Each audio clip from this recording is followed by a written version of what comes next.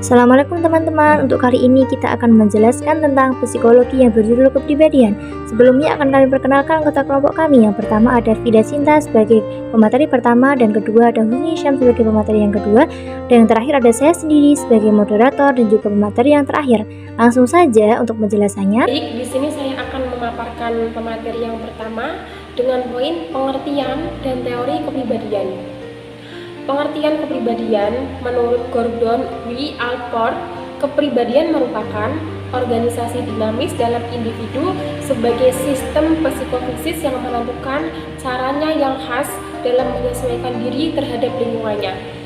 Yang kedua yaitu menurut Kranz, kepribadian merupakan integrasi dari semua karakteristik individu ke dalam suatu kesatuan yang unik yang menentukan dan dimodifikasi oleh usahanya. Yang ketiga yaitu menurut Adolf Eichen, kepribadian merupakan pola meluruh semua kemampuan, perbuatan, serta kebiasaan seseorang. Berdasarkan definisi-definisi tersebut, maka dapat disimpulkan kepribadian merupakan kesatuan yang kompleks yang terdiri dari aspek psikis seperti inteligensi, sifat, sikap, minat, cita-cita, dan lain-lain, serta aspek fisiknya seperti bentuk tubuh, kesehatan jasmani, dan lain-lain. Selanjutnya yaitu untuk poin yang kedua, teori kepribadian. Teori merupakan suatu unsur penting dari setiap pengetahuan ilmiah atau ilmu termasuk psikologi kepribadian. Tanpa teori kepribadian, usaha memahami perilaku atau kepribadian manusia pasti sulit untuk dilaksanakan.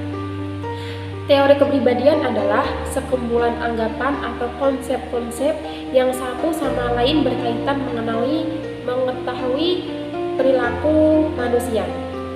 Para ahli telah mengklarifikasi teori-teori tersebut ke dalam beberapa kelompok dengan menggunakan acuan tertentu yang dipakai untuk mengembangkannya. Di antaranya yaitu yang pertama, psikoanalisis beserta aliran-aliran yang dikembangkan atas paradigma yang sama atau hampir sama, yang dipandang sebagai kekuatan yang pertama. Yang kedua yaitu behavioristik yang dipandang sebagai kekuatan yang kedua. Yang terakhir yaitu humanistik yang dipandang sebagai kekuatan ketiga. Baik, langsung saja saya akan memaparkan materi yang berikutnya, yaitu pengertian psikologi kepribadian, perspektif dasar kepribadian. Psikologi merupakan ilmu yang mempelajari proses mental, ilmu, dan perilaku manusia. Sedangkan kepribadian adalah sikap, tingkah laku, dan ciri khas yang menetap pada diri seseorang. Lalu, untuk mengetahui pengertian kepribadian menurut perspektif dasar kepribadian, maka kita harus melihat dari pengertian dasar kepribadian itu sendiri. Dasar kepribadian adalah aspek perilaku yang menetap pada diri manusia, dan menurut para ahli kepribadian bisa juga mengandung aspek yang tidak terlihat. Kepribadian dibentuk oleh dua faktor, yaitu internal dan eksternal. Sejarah dan kronologi psikologi pendidikan. Apa sih itu kepribadian? Kepribadian itu membawa kita kembali ke awal sejarah manusia. Kesadaran tentang diri dan dunia mungkin ada sebelum direfleksikan dalam filsafat dan sains. Filsafat dikembangkan sebagai suatu cara pemahaman dan ekspresi. Psikologi menemukan ekspresi dalam filsafat. Plato dan Aristoteles yang berusaha memperjelas hakikat manusia dan menggali apa artinya menjadi orang. Materi yang selanjutnya yaitu hubungan kepribadian, watak, dan karakter.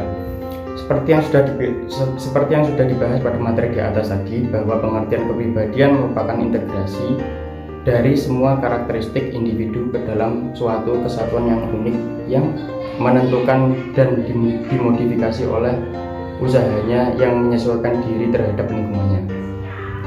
Watak adalah sifat batin yang mempengaruhi pikiran, perilaku, budi pekerti, dan tabiat yang dimiliki manusia atau makhluk hidup lainnya. Seperti yang sudah dibahas sebelumnya, kepribadian merupakan satu integrasi dari semua karakteristik individu ke dalam suatu kesatuan yang unik yang menentukan dan dimodifikasi oleh usahanya sendiri untuk beradaptasi atau menyesuaikan diri terhadap lingkungannya. Bagaimana sih hubungan antara kepribadian, karakteristik atau karakter, dan juga watak? Oke, sebelum kita membahas hubungan antara ketiganya, di sini kita akan membahas dulu apa sih itu watak. Watak yaitu sifat batin yang dimiliki seseorang yang menentukan budi pekerti, tabiat ataupun perilaku seseorang. Sedangkan karakter yaitu suatu sifat yang konkret yang dimiliki seseorang yang tidak sama oleh orang lain. Dari ketiga pengertian yang sudah kita bahas, dapat kita ketahui meskipun ketiganya mempunyai pengertian yang berbeda, tetapi memiliki suatu terikat. Jadi meskipun beda, namun memiliki keterikatan atau berhubungan. Dapat kita simpulkan bahwa hubungan antara ketiganya yaitu kepribadian menentukan karakter seseorang yang nantinya akan memunculkan watak atau tabiat dari seseorang tersebut. Ya, sebelum kita tutup pembahasan dari kepribadian dan juga hubungan antara kepribadian, karakter dan juga watak, akan saya ulas kembali tentang hubungan ketiganya tersebut. Jadi, suatu kepribadian itu menentukan karakter seseorang yang nantinya akan memunculkan sifat atau tabiat yang berubah perilaku ataupun tingkah laku sehari-hari. Oke teman-teman, sekian dari penjelasan dari kelompok kami tentang kepribadian. Jika ada kesalahan ataupun sesuatu yang kurang baik untuk dilihat, kami dari kelompok 1 meminta maaf sebesar-besarnya. Wassalamualaikum warahmatullahi wabarakatuh.